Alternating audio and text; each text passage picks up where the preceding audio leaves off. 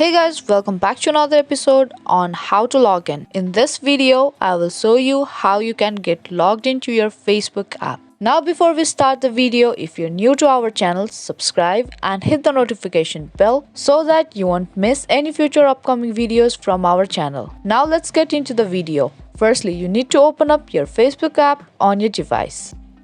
And there you will directly taken to its login page. Now there you have to type in your mobile number or your email address which you have used to create your account and then your account password in the next field.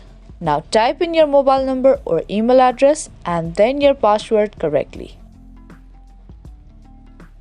You can tap on this eye icon to reveal and confirm your password. Now if in case you have forgotten your user ID or your password, you can recover it by tapping on find your account or password link. Now once you're done with typing in your username and your password, tap on login button.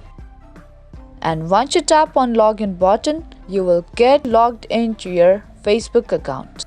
Now that's how easily and quickly you can get logged into your Facebook app. If this video helped you out, give this video a thumbs up and subscribe to our channel for more videos like this. Thank you for watching and I will see you in the next one.